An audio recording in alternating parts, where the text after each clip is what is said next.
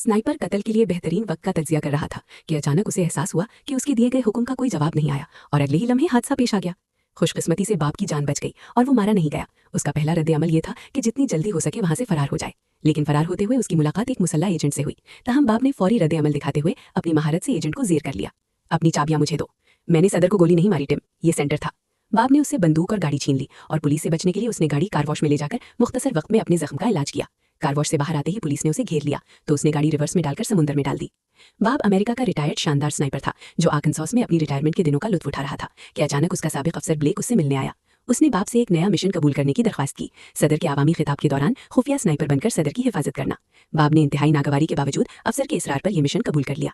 सदर की तकरीर के दिन बाप को कातिल समझकर पुलिस ने गिरफ्तार करना चाहा और उसे एहसास हुआ कि वो कुर्बानी का बकरा बना दिया गया है। बाप एक बड़े जहाज की आड़ लेकर पुलिस से बचने में कामयाब हो गया। बाप रात के अंधेरे में कुछ तिब्बी सामान खरीदने सुपरमार्केट गया तो वहां अपनी गिरफ्त का इश्तिहार देखकर बिजली का बॉक्स तोड़ दिया ताकि अंधेरे में दुकानदार उसकी पहचान न कर सके। उसने नमक, पानी, इंजेक्शन की सुई और चीनी खरीदी। बाथरूम में उसने इन चीजों से नमकीन पानी तैयार किया और सुई को सादा तरीके से जरासीम से पाक करके जिस्म में तवानाई के लिए इस्तेमाल किया। उसने चेहरे पर तेल लगाकर कपड़े बदले और वहां से निकल गया। अब वो सिर्फ एक ही जगह जा सकता था, अपने मरहूम साथी की मंगेतर सारा के घर।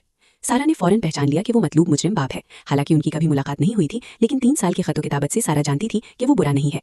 एतमाद की बुनियाद पर उसने दरवाजा खोल दिया। मैंने सदर को गोली नहीं मारी। ओ नहीं, सदर जिंदा है। एथोपिया का आर्च बिशप मारा गया है। बाप जब घर के अंदर आया तो उसने सुख का सांस लिया। अब सबसे जरूरी काम गोली निकालना और जख्म की मरम्मत करना था।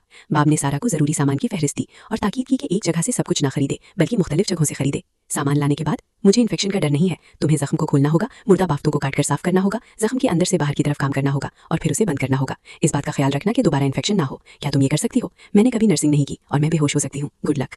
2.5 घंटे की मुशक्कत के बाद सारा ने जख्म की मरम्मत मुकम्मल कर ली। इसी दौरान एजेंट निक को कत्ल केस में कई तदादात नजर आए। एक माहिर स्नाइपर 2000 गज की दूरी से 2.5 फीट की हदफ को कैसे नहीं मार सकता, और जब वाकया पेश आया